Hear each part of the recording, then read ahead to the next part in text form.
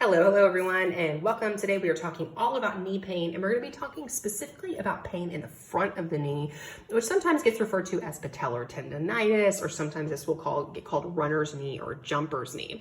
We're going to talk about what can cause this, how movement it can help it, and what information you need to know to get back into running and hiking, as well as how to be really confident that you're doing what you need to do to take care of your knee joints long term. So first, let's just get some oriented here with a little bit of anatomy, and I'm going to highlight a couple of things here. So right here underneath the kneecap, you have something called your patellar tendon. It's called a tendon because it's the thing that connects your kneecap to your shin bone here.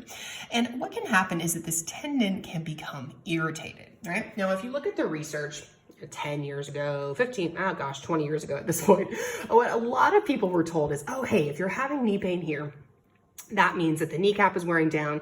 That means that there's arthritis. That means that you need to, decrease high impact activity, maybe give up running, right? And that was kind of the recommendations that people were given for a really long time there. And interestingly, what research has now shown is that most of that isn't true at all.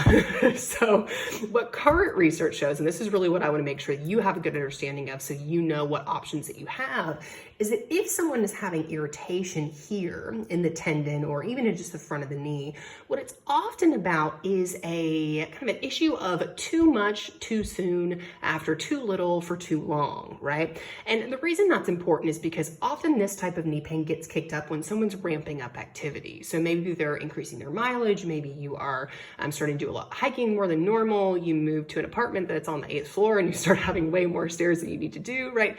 Those are the type of scenarios that we often see with runners and hikers being the thing that kick this knee pain off. Now, the reason that's important is because pain in this area isn't necessarily indicative of damage, right? The pain's very real, that's for certain. But the fact that, the old recommendation of, hey, this means your knee joint's wearing down, that means you need to give out high impact activities, we know that that's not necessarily true, because research interestingly shows that people that maintain impact throughout their lives, so for example, marathon runners, often have less age-related changes in the knee than people who don't, right? So if you're having pain here, it doesn't necessarily mean that you need to give up high impact activities. Actually, keeping them can be to your benefit, right? But what it does mean is that we need to dig into the information that we have to see why this is getting irritated, and then utilize the science of tendon healing and pain science to help this feel better so that you can get back to running and hiking, right? And what we now know is that area in the front of the knee, your patellar tendon,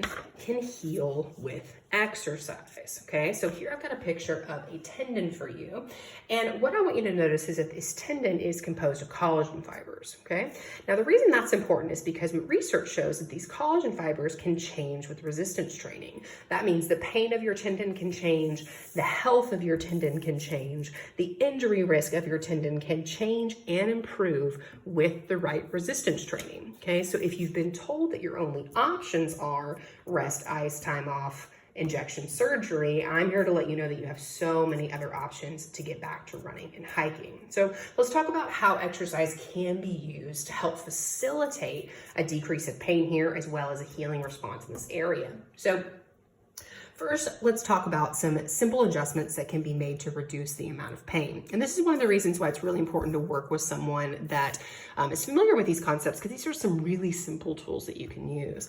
So what I want you to notice here with this left leg here is how far out in front of the body, this heel is extending, right? I'm going kind of a shadow image here to send it out a little bit further. And what this angle can change, if you imagine the shin bone kind of being at different angles here, is this can directly impact the amount of pressure going through the front of the knee by up to 20%. And for some people, that's a really, really easy change that they can do to start really significantly driving this pain down without ever actually having to cut back on running or cut back on hiking. Now, sometimes, of course, that is needed, but the thing here is to really highlight that there are so many options: resistance training, changing in running form, keeping your workouts, right, that can all really help this area.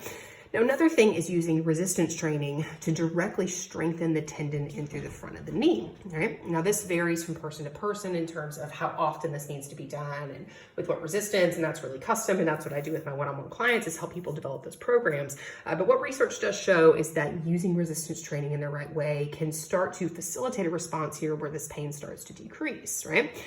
Now, the other things that we also want to look at are how are the other muscles in the body contributing to how the knee heals or how the knee feels, because ultimately, it's all really interconnected.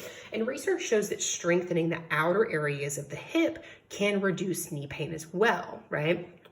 So we've got strengthening this area itself, running form changes, strengthening the hip itself, and then another really important area is ankle mobility and ankle strength. Your calves and ankles actually work harder than any other area in the body with running.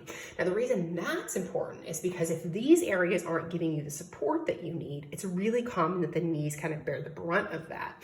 Now, the good news about that is that means if you are having knee pain, this is yet another option that can be looked into in terms of improving knee pain, right? So that covers my talk for today. As always, thank you for hanging out with me. Definitely drop below in the comments any questions that you have, any things that you'd like to learn about in the future. And if you're interested in any sort of custom one-on-one plan, all you have to do is shoot me a DM. We'll chat about it. As always, thanks for hanging out. I hope you have a great rest of the day and see you next time.